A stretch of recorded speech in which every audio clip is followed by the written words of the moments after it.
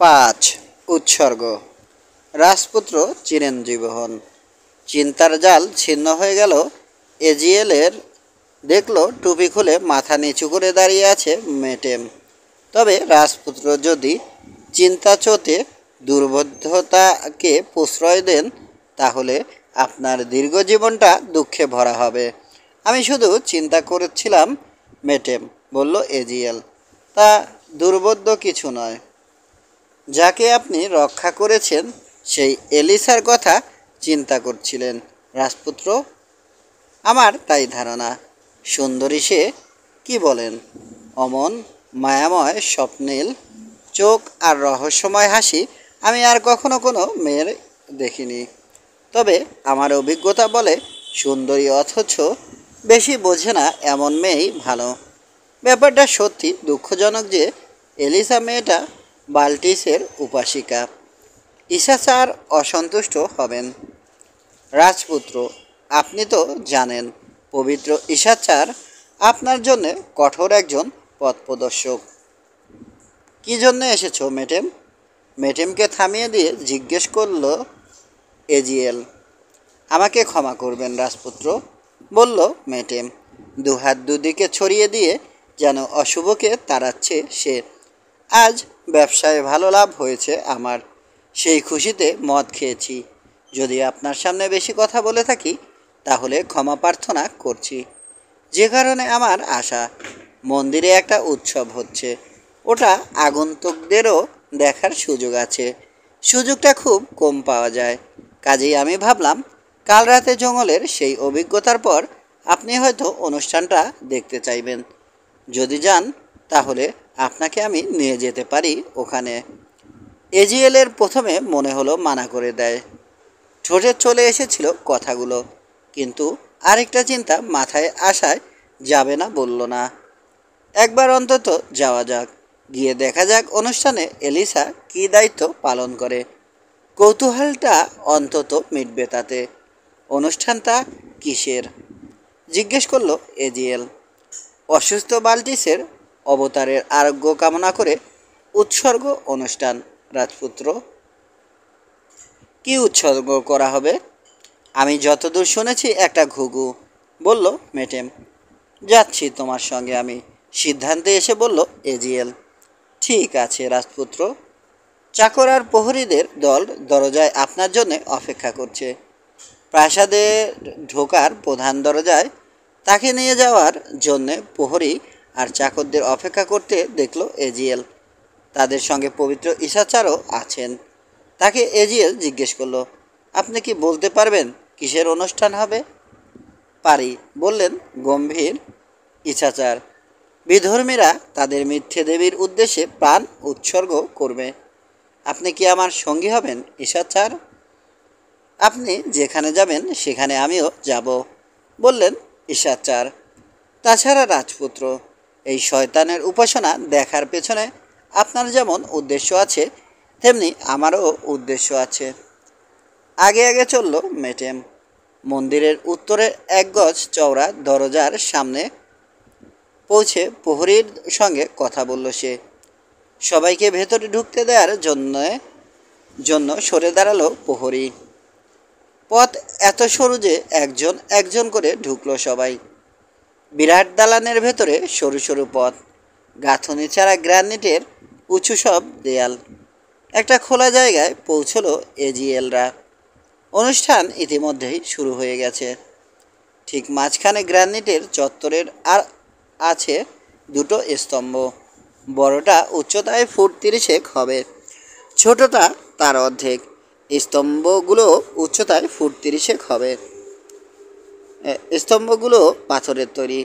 মেটেম জানালো স্তম্ভ দুটো এল এবং বাল্টিসের প্রতীক। স্তম্ভের সামনে রয়েছে পাথরের তৈরি একটা বেদি আর মঞ্চ। মাঝখানে মাটিতে একটা গর্ত আছে, সেখানে জ্বলছে প্রচুর কাঠ। বেদি এবং মঞ্চ গোল করে ঘিরে রেখেছে উপাসক আর উপাসিকারা। বৃত্তাকারে দাঁড়ানো পূজারীরা ছাড়া আরও আছে দর্শকের দল। তাদের মাঝে এজিএল এবং তার সঙ্গীদের জায়গা হলো। ইহুদিদের আগমনে কিছু গোঁড়া অনুসারী অসন্তুষ্ট হয়ে বিড়বিড় করে আপত্তি প্রকাশ করল। এজিএলরা যখন ঢুকেছে তখন উপাসক উপাসিকারা একটা প্রার্থনার শেষ পর্যায়ে চলে এসেছে। দেবতার প্রতি আনুষ্ঠানিক প্রার্থনা ছাড়াও বাল্টিসের অবতার উপাসিকাদের প্রধান সেই মহিলার আরোগ্য কামনা করা হচ্ছে। প্রার্থনা শেষ হলো। এক মেয়ে বেদির সামনে চলে এলো, চেহারায় দীর্ঘ সংকল্প। হঠাৎ তার সাদা চাদর ছুঁড়ে ফেলে দিল সে মাটিতে। দেখা গেল তার পরনের নানা রঙা পোশাক ফর্সা ত্বক চকচক করছে। স্কারলেট ফুল দিয়ে সাজানো কালো চুল আলু লাইত। মেয়েটার পা আর হাতে কাপড় নেই, দু হাতে ধরে আছে দুটো ব্রোঞ্জে তৈরি ছোরা। খুব ধীরে নাচতে শুরু করলো মেয়েটা। রঞ্জিত ঠোঁট ফাঁক হলো, যেন কিছু বলবে। আকাশের দিকে মুখ তুলে তাকালো। বাড়ছে নাচের গতি, দ্রুত ঘুরছে মেয়েটা। চুলগুলোয় গাঁথা, ফুলগুলো দেখে মনে হচ্ছে স্কারলেট ফুলের একটা মালা পরে আছে সে। হঠাৎ তার ডান হাতের ছোড়াটা ঝিলিক দিয়ে উঠল। মেয়েটার বাম বুকে লাল রক্তের ছোপ দেখা দিল। এবার বাম হাতের ছোড়াটা চালালো সে। ডান বুক থেকে রক্ত বেরিয়ে এলো। প্রতিবার ছোড়া চালানোর সঙ্গে সঙ্গে গুঞ্জন করে উঠছে পুরোহিতরা, তারপর চুপ হয়ে যাচ্ছে। এবার উন্মাদিনী নর্তকী ঘোড়া থামিয়ে লাফ দিল। মাথার উপর ঝনাত করে দুই ছোড়ার টোকা দিয়ে চিৎকার করলো, আমার কথা শোনো বাল্টিস, আমার কথা শোনো। আবার লাফ দিল সে। এবার তার গলার আওয়াজ অন্যরকম শোনালো, আমি উপস্থিত আছি, বলো কি চাও। তৃতীয়বারের মতো লাফ দিল নর্তকী। নিজের গলায় বলল, আপনার দাসীর আরোগ্য। দ্বিতীয় গলার আওয়াজে জবাব এলো, আমি শুনছি, কিন্তু কিছু উৎসর্গ করা হচ্ছে তা দেখছি না। কি উৎসর্গ চান আপনি রানী? একটা ঘুঘু? না। তাহলে রানী? একটা মাত্র উৎসর্গ, কোনো মেয়ে মানুষের প্রথম সন্তান। কথাগুলো নর্তকী উপাসিকার মুখ দিয়েই বের হলো, কিন্তু গলার আওয়াজ শোনালো ভিন্ন। কথাগুলো শোনার সময় থমথমে নীরবতা ছিল। এখন চারপাশ থেকে চিৎকার শোনা গেল। নর্তকী মেয়েটা ক্লান্তির চরমে পৌঁছে গেছে। মাটিতে ঢলে পড়ে গেল সে। এবার সাদিদ নামের পুরোহিত প্রধান, বাল্টিসের অসুস্থ অবতারের স্বামী, মঞ্চে উঠে জোরালো গলায় ঘোষণা করল, দেবী তার বক্তব্য দিয়েছেন। যিনি সবার মাতা, সেই মালকিন যত প্রাণ দিয়েছেন তার মধ্যে থেকে একটা প্রাণ দাবি করেছেন, বদলে তিনি তার অবতারের আরোগ্য দেবেন। এবার বলো, তোমাদের মধ্যে কে দেবীর সম্মানের খাতিরে একটা জীবন দেবে? কে দেবে তার অবতারের আরোগ্য লাভের জন্যে একটা জীবন? কি ঘটবে সেটা আগে থেকেই স্থির করা আছে। একজন মহিলা এগিয়ে গেল, তার পরনে উপাসিকার আলখেল্লা, হাতে নেশাতুর একটা ঘুমন্ত শিশু। আমি দেব বাবা, তীক্ষ্ণ স্বরে জানালো মহিলা, কিন্তু থর করে ঠোঁট কাঁপছে তার।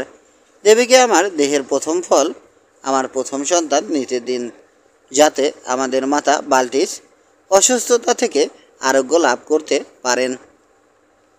আর আমি তার কন্যা, আমি যেন দেবীর আশীর্বাদ লাভ করি, আর আমার মাধ্যমে যারা তার উপাসনা করে তারাও যেন আশীর্বাদ পুষ্ট হয়। বাচ্চাটাকে দুহাত বাড়িয়ে এগিয়ে দিল তার মা। সাদিদ হাত বাড়ালো তাকে নিতে, কিন্তু নিতে সে পারল না।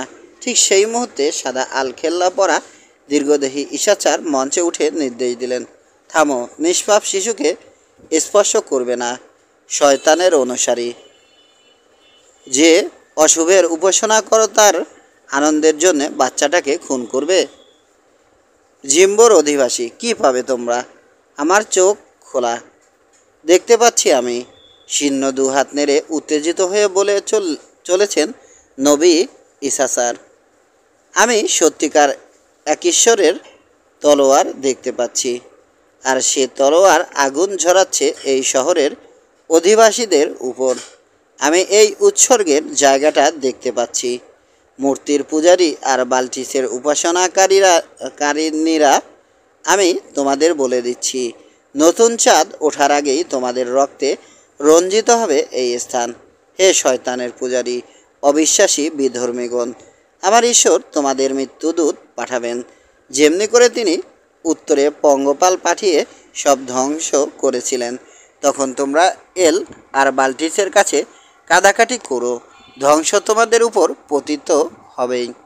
মৃত্যুর ফেরেশতা আজরায়েল তোমাদের কপালের উপর লিখে ফেলেছেন তার নাম, তোমাদের প্রত্যেকের জন্য মৃত্যু নির্ধারিত। শিয়াল তোমাদের দেহ ছিঁড়ে খাবে, আর তোমাদের আত্মার দখল নেবে শয়তান। আর অবাক বিস্ময় আর হতবিহ্বলতায় এতক্ষণ ঈশাচারের বক্তব্য শুনেছে উপস্থিত জনতা আর পুরোহিতরা। খানিকটা যে ভয় পায়নি তা নয়, কিন্তু এবার প্রচণ্ড রাগে তারা হুঙ্কার দিয়ে উঠল। মঞ্চ থেকে শেষরে নামানো হলো ঈশাচারকে, মারধর করতে শুরু করা হলো তাকে। তিনি মারাই পড়তেন, কিন্তু তিনি যেহেতু প্রশাসক শাকনের অতিথি এবং রাজপুত্র এজিয়েলের গুরুজন, কাজেই একদল সৈন্য উন্মত্ত পুরোহিত আর ক্ষিপ্ত জনতার হাত থেকে তাকে ছিনিয়ে নিরাপদ স্থানে নিয়ে গেল। গোলমাল যখন চরমে, তখন একজন ফিনিশিয়ান রুদ্ধশ্বাসে এসে উপস্থিত হলো মন্দিরে। মেটেমের পাশে এসে দাঁড়ালো সে। লোকটা মেটেমের পরিচারক। কি হয়েছে জিজ্ঞেস করলো মেটেম। এইমাত্র জানলাম বাল্টিসের অবতার মারা গেছে, হাঁপাতে হাঁপাতে জানালো লোকটা। পুরস্কারের লোভ দেখিয়ে যে চাকরানিটাকে আমাদের হয়ে কাজ করতে রাজি করিয়েছিলাম, সে মিনারের জানালা দিয়ে রুমাল বের করে সংকেত দিয়েছে। আর কেউ জানে এ কথা? না। তাহলে কাউকে আর বলতে যেও না। এজিএলের খোঁজে দ্রুত পায়ে এগোলো মেটেম। ঈশাচারের খোঁজ করছিল এজিএল তার সৈন্যদের নিয়ে। এমন সময় তাকে দেখতে পেল মেটেম। কাছে গিয়ে দাঁড়ালো সে। এজিএলের প্রশ্নের জবাবে জানালো, দুশ্চিন্তা করবেন না রাজপুত্র, বোকা মানুষটা নিরাপদেই আছে, সৈন্যরা তাকে সরিয়ে নিয়ে গেছে। রাজপুত্র, আমাকে ক্ষমা করবেন, পবিত্র একজন লোক সম্বন্ধে এভাবে কথা বলেছি বলে, কিন্তু সে আমাদের সবার জীবন ঝুঁকির মধ্যে ফেলে দিয়েছে। তোমাকে আমি ক্ষমা করতে পারছি না, রেগে গিয়ে বলল এজিএল। তিনি যা করেছেন সেজন্য তাকে আমি সম্মান এবং শ্রদ্ধা করি। চলো এই অভিশপ্ত জায়গা থেকে চলে যাই, এখানে আর এক মুহূর্ত নয়। মেটেম জবাব দেওয়ার আগেই একটা কণ্ঠস্বর চেঁচিয়ে উঠল, মন্দিরের দরজা বন্ধ করে দাও, যাতে কেউ ঢুকতে বা বের হতে না পারে। উৎসর্গের কাজ শুরু করো। মেটেম বলল, শুনুন রাজপুত্র, আনুষ্ঠানিকতা শেষ না হওয়া পর্যন্ত এখানে আপনাকে থাকতেই হবে। তাহলে শোনো ফিনিশিয়ান, বলল এজিএল, ওই নিরীহ দুর্ভাগা বাচ্চাকে চোখের সামনে জবাই করতে দেখার চেয়ে আমি বরং আমার সৈন্যদের নিয়ে পথ করে নেব, জীবিত অবস্থায় বাচ্চাটাকে উদ্ধার করব। বাচ্চাটার বদলে ওখানে আপনার লাশ পড়ে থাকবে, বলল মেটেম। ওই দেখুন, একজন মেয়ে মানুষ আপনার সঙ্গে কথা বলতে চায়। একজন উপাসিকার দিকে আঙুল তাক করে দেখালো ব্যবসায়ী। মেয়েটার মুখ নেকাব দিয়ে ঢাকা, পরনে আলখেল্লা। গোলমালের সুযোগে সে এজিএলের দিকে এগিয়ে এসেছে। রাজপুত্র নেকাবের পেছন থেকে বলল সে, আমি এলিসা, যদি বাঁচতে চান তাহলে দয়া করে চুপ করে দাঁড়িয়ে থাকুন, নইলে আপনাকে কুপিয়ে মারা হবে। আপনার কথা বেশ কয়েকজনের কানে গেছে, আর পুরোহিতরাও অপমানিত হয়ে অত্যন্ত রেগে আছে। দূর হয়ে যাও তুমি, বলল এজিএল। যাকে আমি মিথ্যে দেবীর জঙ্গলে উদ্ধার করেছিলাম, সে একটা শিশুর হত্যাকারিণী। জানার পর তার সঙ্গে আমার কোনো সম্পর্ক থাকতে পারে না। এজিএলের তিক্ত কথায় ভুরু কুঁচকে গেল এলিসার, কিন্তু শান্ত কণ্ঠে সে বলল, মনে রাখবেন, আমি আপনাকে বাঁচাতে চেয়েছিলাম। আর জেনে রাখুন, এই জঘন্য উৎসর্গের ব্যাপারে আমি কিছুই জানতাম না। যদি পারতাম তাহলে খুশি মনে ওই বাচ্চাকে বাঁচাতে নিজের জীবন দিয়ে দিতাম আমি। ওকে রক্ষা করো, তোমার কথা বিশ্বাস করব। ঘুরে দাঁড়ালো এজিএল। এলিসা চলে গেল। উপশিকারা আবার পাশাপাশি দাঁড়িয়ে বৃত্ত তৈরি করছে। তাদের সঙ্গে এলিসাকে থাকতেই হবে। এলিসা কয়েক পা যাবার পরই একটা হাত ওর কনুইয়ের কাজটা ধরল। লোকটা মেটেম। দুজনের কথা খানিকটা শুনেছে সে। এলিসার কানে কানে সে বলল, শাকনের কন্যা, আপনি আমাকে কি দেবেন যদি আমি আপনাকে বাচ্চাটা রক্ষা করার একটা পথ দেখাই? সেই সঙ্গে রক্ষা পাবেন রাজপুত্র, আর আপনার সম্বন্ধে ভালো ধারণা পোষণ করবেন তিনি তখন। ব্যগ্র শোনালো এলিসার কণ্ঠ। আমার সমস্ত গয়না, অনেক গয়না আছে আমার। ভালো, তাহলে আমাদের মধ্যে চুক্তি হলো। এবার শোনেন, বাল্টিসের অবতার কিছুক্ষণ আগে মারা গেছে। আমি আর আমার চাকর ছাড়া এ কথা আর কেউ এখনও জানে না। মন্দিরের দরজা বন্ধ করে দেওয়ায় আর কেউ জানবেও না। আপনি হঠাৎ করে আবিষ্ট হয়ে পড়বেন, দেবীর আসর হবে আপনার উপর, তখনই খবরটা দেবেন। যার আরোগ্যের জন্যে উৎসর্গ সে মারা গেছে, জানার পর বাচ্চাটাকে আর খুন করা হবে না। বুঝতে পেরেছেন? বুঝেছি, বলল এলিসা। যদিও এই অবিশ্বাসীর কাজ করলে দেবী বাল্টিসের রোষ আমার উপর পড়বে, তবু সাহস করে কাজটা করব আমি। চিন্তা করো না, তুমি তোমার প্রাপ্য ঠিকই বুঝে পাবে। নিজের জায়গায় গিয়ে দাঁড়ালো এলিসা। গোলযোগের কারণে কেউ বিশেষ করে লক্ষ্য করেনি ওর যাতায়াত। চেঁচামেচি আর রাগান্বিত কণ্ঠস্বর থেমে যাবার পর উপাসক উপাসিকাদের পবিত্র বৃত্তের বাইরে আবার জড়ো হলো দর্শকরা। মঞ্চে দাঁড়ানো পুরোহিত চেঁচিয়ে বলল, ইহুদি অবিশ্বাসী চলে গেছে, এবার নির্ধারিত নিয়মে উৎসর্গ করা হোক। হ্যাঁ, করা হোক, সায় দিল দর্শকরা। ঘুমন্ত বাচ্চা হাতে বাচ্চার মা আবার এগিয়ে গেল, কিন্তু পুরোহিত বাচ্চাটাকে নেবার আগেই আরেকজন এগিয়ে গেল তার দিকে। সে এলিসা, ওর হাত দুদিকে ছড়ানো, চোখ আকাশের দিকে। থামুন পুরোহিত, বলে উঠল ও, দেবী আমাকে বার্তা পাঠাচ্ছেন। কাছে এসো না তাহলে, কাছে এসো তাহলে, বলো আমাদের কানে কি বলছেন দেবী। আসলে এ ধরনের আকস্মিক ঐশীবাণীর ব্যাপারে বিন্দুমাত্র বিশ্বাস নেই প্রধান পুরোহিতের। যদি সাহস আর ক্ষমতা থাকতো তাহলে সে এলিসাকে কিছু বলতে না দিয়ে বাচ্চাটাকে জবাই করে ফেলতো। মঞ্চে উঠল এলিসা, এখনও চোখ আকাশের দিকে, দুহাত দুদিকে ছড়ানো। পরিষ্কার কণ্ঠে বলল, দেবী উৎসর্গ চান না। যার জন্য উৎসর্গের আয়োজন তার আত্মা তিনি নিয়ে গেছেন। বাল্টিসের অবতার মারা গেছেন। এ কথা শুনে দর্শকদের মাঝে গুঞ্জন উঠল। সেটা খানিকটা জনপ্রিয় ধর্মীয় নেত্রীর বিয়োগে কিছুটা উৎসর্গ করা হবে না বলে। মিথ্যে কথা, একটা কণ্ঠস্বর বলে উঠল। অবতার এখনও বেঁচে আছেন, মন্দিরের দরজা খুলে দাও, শান্ত গলায় বলল এলিসা। কাউকে পাঠানো হোক, সে জেনে আসুক দেবীর বাণী সত্যি না মিথ্যে। নীরবতা নামল চারপাশে। একজন পুরোহিত রওনা হয়ে গেল খবর নিয়ে আসতে। কিছুক্ষণ পর তাকে ফিরে আসতে দেখা গেল। ভিড় ঠেলে মঞ্চে উঠে এলো পুরোহিত। তারপর চড়া গলায় বলল, সেকনের কন্যা সত্যি কথাই বলেছে। দুঃখজনক, কিন্তু বাল্টিসের অবতার মারা গেছেন। এলিসা চেপে রাখা শ্বাস ছাড়ল স্বস্তিতে। যদি ওর কথা মিথ্যে বলে প্রমাণিত হতো তাহলে উপস্থিতদের কোপানল থেকে রক্ষা পেত না ও। হ্যাঁ, বলে উঠল এলিসা, তিনি মারা গেছেন যেমন আমি বলেছিলাম। তিনি মারা গেছেন প্রকাশ্যে মানব জীবন উৎসর্গ করার প্রথাবিরুদ্ধ যে কাজ আপনারা করছিলেন সেই পাপে। আমাদের ধর্মীয় বিশ্বাস, এ শহরের নিয়ম এবং দেবীর নির্দেশ প্রকাশ্যে মানুষ উৎসর্গ করা নয়। নীরবে লাইন বেঁধে দাঁড়ালো উপাসক উপাসিকারা। তারপর বেরিয়ে গেল মন্দির থেকে। তাদের অনুসরণ করল দর্শকরা।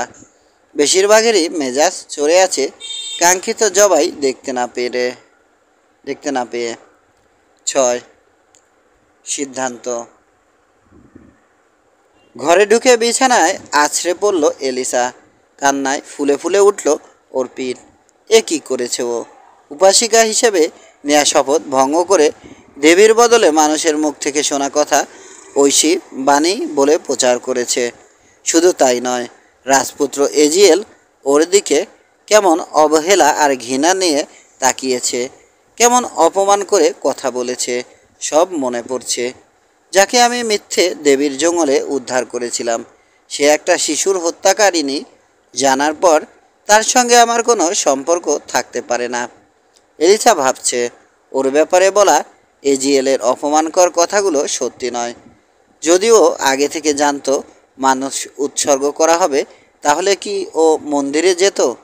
বেশিরভাগ পুরানো ধর্মের মতোই ফিনিশিয়ান ধর্মেও দুটো দিক আছে, আত্মিক আর জাগতিক। আত্মিক দিকটা ফিনিশিয়ান ধর্মে পবিত্র এবং স্বর্গীয় বিষয়। সূর্য, চাঁদ আর গ্রহগুলোকে মহাশক্তির অংশ ধরে উপাসনা করা হয়। ধরা হয় প্রকৃতির মাঝে বিরাজ করছেন মহাপবিত্র সর্বশক্তিমান। সেটাই বিশ্বাস করে এলিসা। সেখান থেকে জ্ঞান আর দিক নির্দেশনা খোঁজে। চাঁদের আলোয় একা প্রার্থনা তার ভালো লাগে। মনে হয় যেন ধৈর্য, শক্তি আর জ্ঞান লাভ করছে। কিন্তু ধর্মের যে গৃহ অন্ধকারময় দিকটা আছে, সেটা এলিসার দৃষ্টিতে অন্যায্য।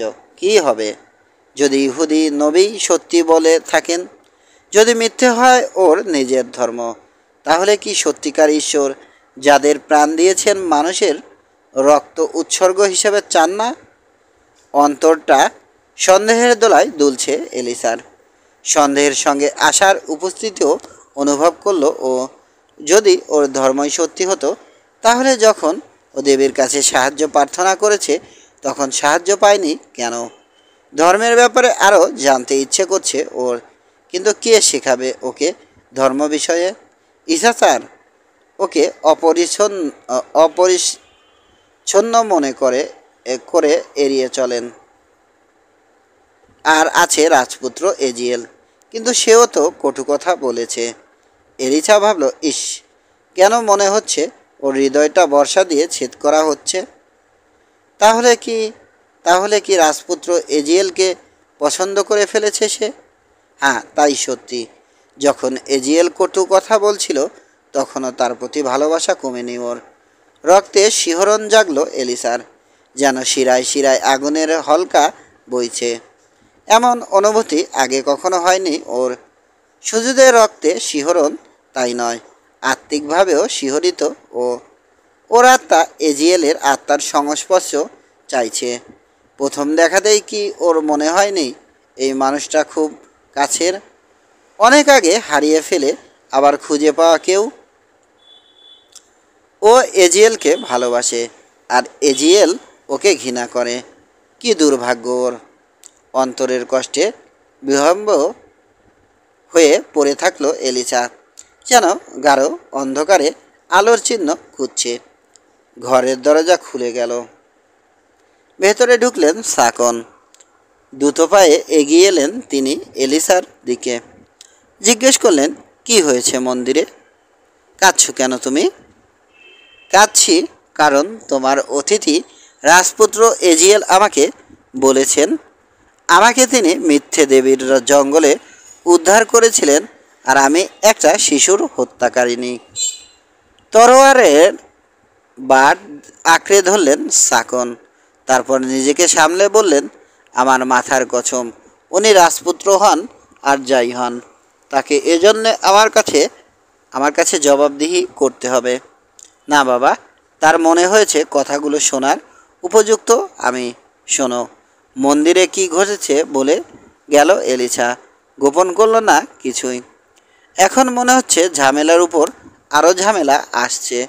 এলিসা থামার পর বললেন সাকন, পুরোহিত আর জনতা, রাজপুত্র আর অগ্নিবর্ষী বক্তা ঈশাচারের উপর ক্ষেপে আছে। এলিসা শুনে রাখো, আমি যদিও আমার পূর্বপুরুষদের মতোই বাল্টিস আর এলের একজন অনুসারী, তবুও আমি জানি ইহুদিদের যেহোভা মহান এবং শক্তিশালী ঈশ্বর। তার নবীরা মিথ্যে বলেন না। তরুণ বয়সে দেখেছি সেটা আমি সিডনের তীরে। ঈশাস্বর কি বলেছেন? নতুন চাঁদ ওঠার আগেই মন্দিরে রক্তের চোদ বইবে।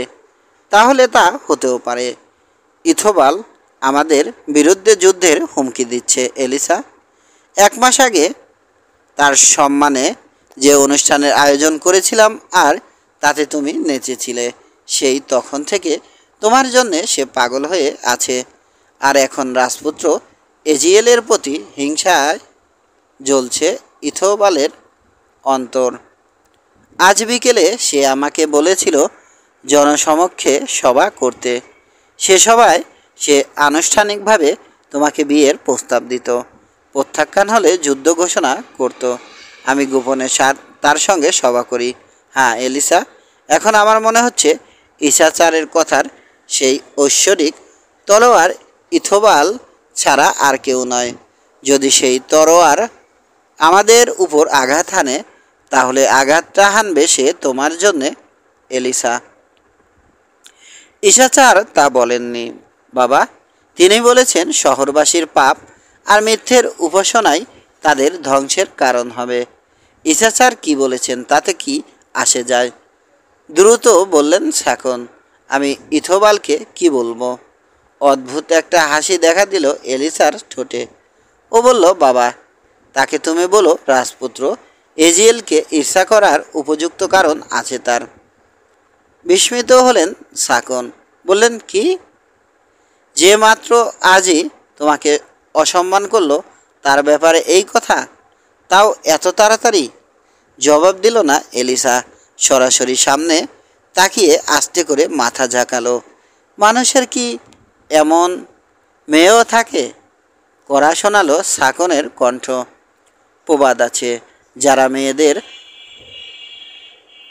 দমিয়ে রাখে মুখের কথায় বা পিঠটি দিয়ে, তাদের মেয়েরা ভালোবাসে। এমন নয় যে বর্ণ সংকরণ বর্বরের বদলে ইসরায়েল এবং মিশরের কোনো রাজপুত্রের সঙ্গে তোমার বিয়ে ঠিক হলে আমি অখুশি হব, কিন্তু সোলেমন আর ফিরাউনের সৈন্যবাহিনী এখান থেকে অনেক দূরে, আর ইথোবালের 1,00,000 বর্ষা আমাদের শহরের দরজার কাছেই আছে। এ ব্যাপারে কথা বলার কোনো দরকার নেই বাবা, পাশ ফিরে বলল এলিসা। আমি যদি তাকে বিয়ে করতেও চাইতাম, আমি বাল্টিসের উপাসিকা বলে রাজপুত্র আমাকে বিয়ে করতেন না। ধর্মের ব্যাপারটা না হয় কাটিয়ে নেওয়া গেল, বললেন সাকন। পরক্ষণে যোগ করলেন, কিন্তু তা অনেক কারণেই সম্ভব নয়। কাজেই এলিসা, আমি তাহলে ইথোবালকে বলে দিই তুমি তাকে বিয়ে করতে রাজি আছো। আমি? গম্ভীর হয়ে গেল এলিসার চেহারা। আমি বিয়ে করব ওই অসভ্যটাকে? বাবা, তোমার যা ইচ্ছে তাকে বলতে পারো, কিন্তু একটা কথা জেনে রাখো, ইথোবালের স্ত্রী হওয়ার আগে কবরে ঠাঁই হবে আমার। এলিসা, অনুরোধ ঝরল সাকনের কণ্ঠে। একটু ভেবে দেখো মা, যদিও তোমার দেহে রাজকীয় রক্ত নেই, তবুও ইথোবালকে বিয়ে করলে তুমি রানী হবে, রাজাদের মা হবে। কিন্তু তুমি যদি রাজি না হও, তাহলে যদিও আমি তা করতে চাই না, তবু হয় আমাকে জোর করতে হবে, নয়তো এমন একটা যুদ্ধ বাঁধবে যে রকম যুদ্ধ কয়েক পুরুষ এ শহর দেখেনি। আমাদের বিরুদ্ধে ইথোবাল আর তার লোকদের অনেক অসন্তোষ জমা হয়ে আছে। তুমি যদি নিজেকে ইথোবালের কাছে উৎসর্গ করো, তাহলে আমাদের মধ্যে হয়তো শান্তি বজায় থাকবে। যদি তা না করো, তাহলে রক্তের নদী বয়ে যাবে। হয়তো এ শহরের বাসিন্দারা সবাই মারা পড়বে, অন্তত পুরো শহর তো ধ্বংস হয়ে যাবেই, আর সেই সঙ্গে লুট হয়ে যাবে এর সমস্ত সম্পদ। যা হবার তা হবেই, শান্ত গলায় বলল এলিসা। অনেক বছর ধরেই এই যুদ্ধের সম্ভাবনার কথা আমরা জানি, আর একজন নারীর উচিত সবসময় নিজের কথা আগে ভাবা, পরে অন্য মানুষের কথা। শুনে রাখো বাবা, স্বেচ্ছায় আমি কখনোই ইথোবালকে স্বামী হিসেবে বরণ করে নেব না। মানুষের কথা না হয় পরে ভাবলে, বললেন সাকন। কিন্তু আমার কথা, যাদের আমরা ভালোবাসি তাদের কথা, তাহলে আমাকে কি মেনে নিতে হবে তোমার খামখেয়ালিপনার কারণে আমরা সবাই মারা পড়ব এলিসা?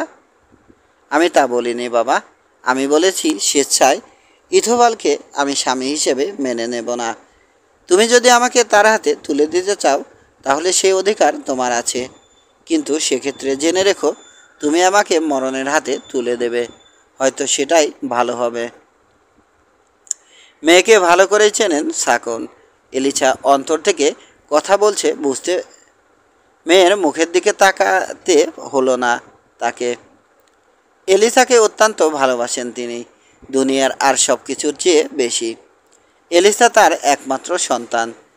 জানি না আমার কি করা উচিত, বিচলিত হয়ে দু হাতে মুখ ঢাকলেন সাকন। বাবার কাঁধে আলতো করে হাত রাখলো এলিসা। বাবা, ইথোবালকে এখনই কিছু জানানোর দরকার কি? 1 মাস সময় নাও। যদি সে সময় দিতে না চায় তাহলে বলো 1 সপ্তাহের কথা, এর মধ্যে হয়তো অনেক কিছুই ঘটবে। বিচক্ষণের মতোই বলেছ কথাটা। ডুবন্ত মানুষের খড়কুটো আঁকড়ে ধরার মতো অবস্থা এখন সাকনের। এলিসা, তোমার সখীদের নিয়ে বড় হল ঘরে এসো বিকেল 3টের সময়। তখন ইথোবালের মুখোমুখি হওয়া যাবে।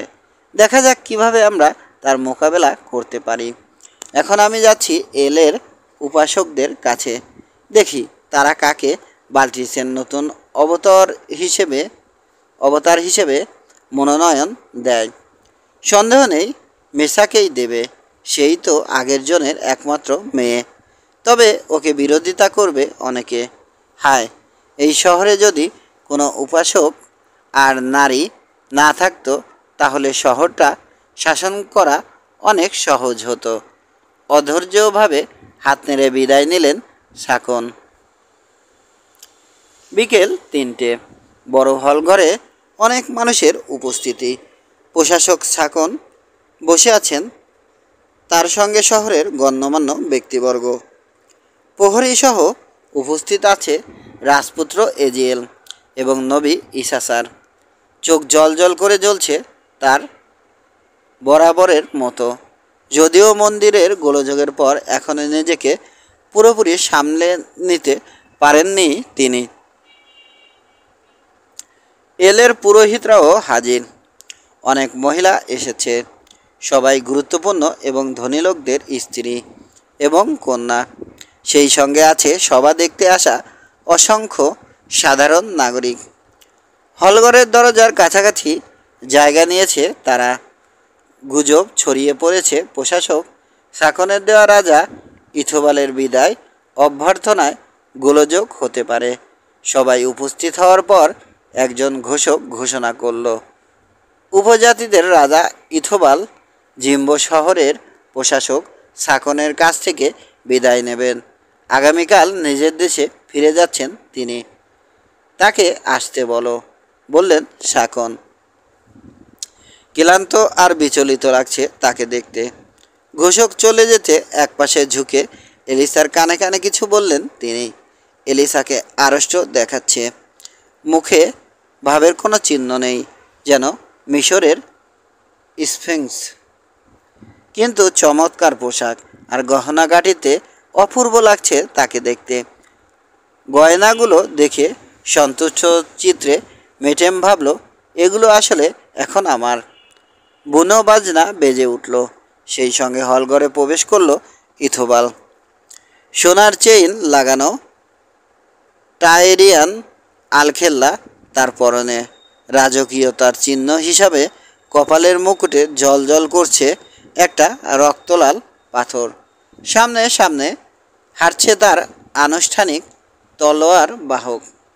অপূর্ব একটা তলোয়ার ওটা। হাতির দাঁতের তৈরি হাতল মণিমুক্ত খচিত, কারুকার্যময় তলোয়ার সোনা দিয়ে অলঙ্কিত। ইথোবালের পেছনে দর্শনীয় জঙ্গলি পোশাকে আসছে তার পরামর্শদাতা এবং চাকর বাকররা। অসভ্য মানুষ তারা।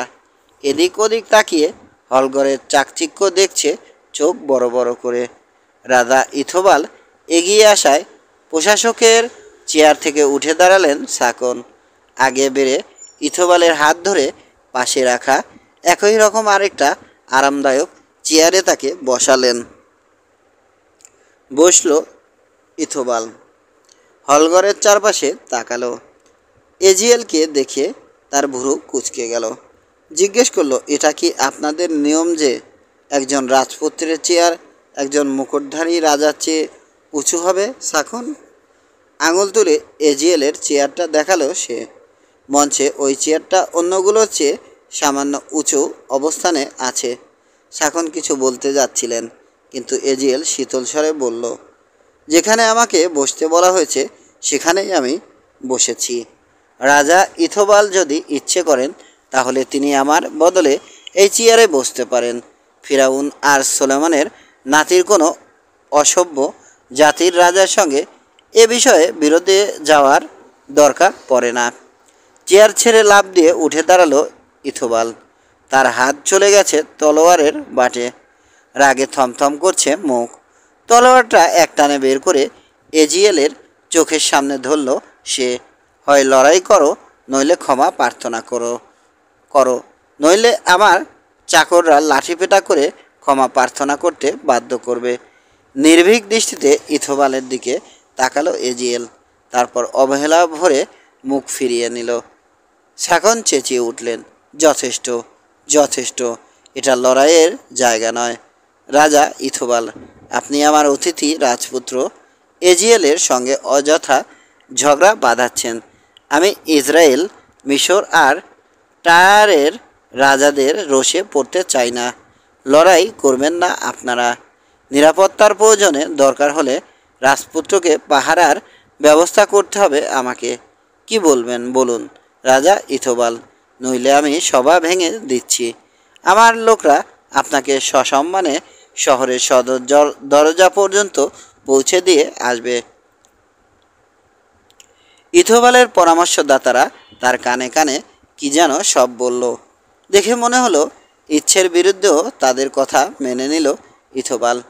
তলোয়ার খাপে পুরে ঘুরে দাঁড়িয়ে সে বলল, ঠিক আছে, তবে তাই হোক।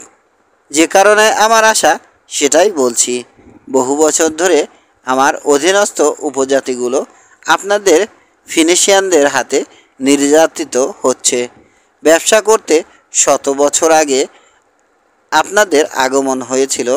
আপনারা যদি শুধু ব্যবসাই করতেন তাহলে আমাদের কিছু বলার থাকতো না, কিন্তু নিজেরা আপনারা স্বাধীন একটা রাজ্য গড়ে তুলেছেন। এমন আচরণ করেছেন যেন আপনারা আমার সমান, আমার অধীন নন।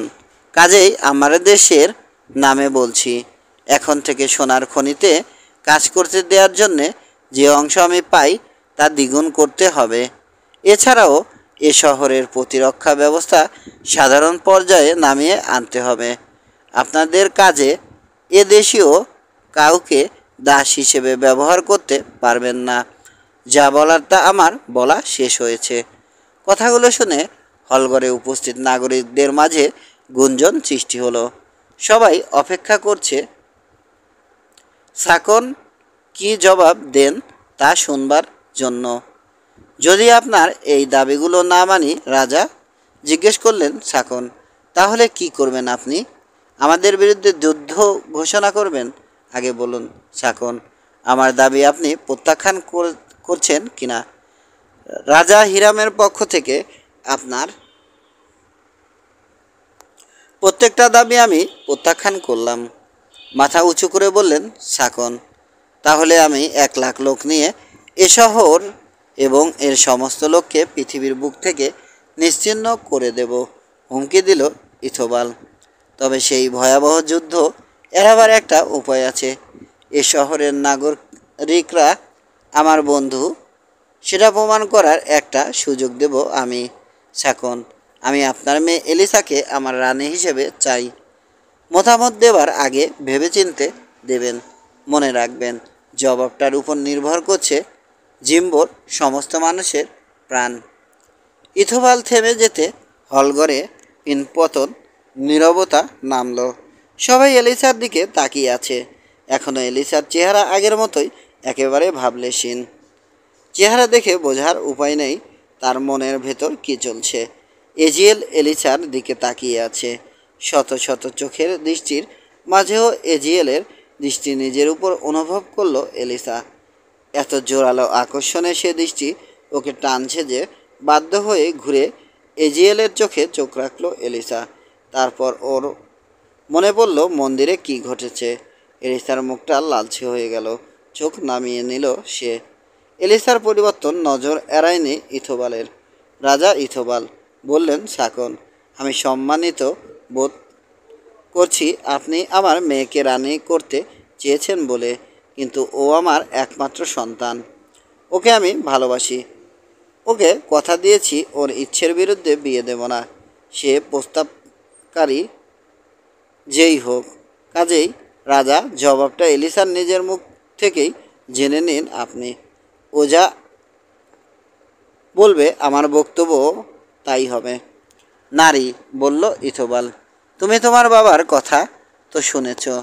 বলো, তুমি আমার রানী হয়ে ক্ষমতার সিংহাসনের অংশীদার হবে কিনা। মঞ্চের সামনে চলে এসে সামান্য মাথা ঝুঁকিয়ে ইথোবালকে সম্মান দেখালো এলিসা। তারপর বলল, রাজা, প্রস্তাবের জন্য ধন্যবাদ আপনাকে, কিন্তু আমি বলবো আমার চেয়ে সুন্দরী আর ভালো বংশের কোনো কুমারী মেয়েকে আপনি স্ত্রী হিসেবে বেছে নিন। আমি আপনার রানী হবার উপযুক্ত নই। এই ব্যাপারে আমার আর কিছু বলার নেই। আজ আরেকবার মাথা ঝুঁকালো এলিসা। উপস্থিত অনেকেই বিশ্বাস করতে পারল না এলিসা রানী হতে অস্বীকার করতে পারে। শুধু ইথোবাল একাই যেন বিস্মিত হয়নি। আবেগ চেপে সে বলল, নারী, আমার অনেক কিছু দেওয়ার ছিল, তারপরও তুমি এমনভাবে আমাকে প্রত্যাখ্যান করলে যেন আমার নাম ডাক ক্ষমতা কিছুই নেই। এর একটাই কারণ হতে পারে, সেটা হচ্ছে তুমি আর কাউকে তোমার হৃদয় দিয়ে দিয়েছ। আপনার যা ইচ্ছে ভাবতে পারেন, রাজা, বলল এলিসা, তবে সত্যি আমার হৃদয় আমি অন্যখানে দিয়ে দিয়েছি। অথচ আজ থেকে 4 দিন আগেও তুমি আমাকে বলেছিলে তুমি কোনো পুরুষকে ভালোবাসো না। তাহলে এই কদিনে তুমি ভালোবাসতে শিখেছ, ভালোবেসেছ ওখানে বসা ইহুদিটাকে। রাজপুত্র এজিএলের দিকে আঙুল তাক করলো ইথোবাল।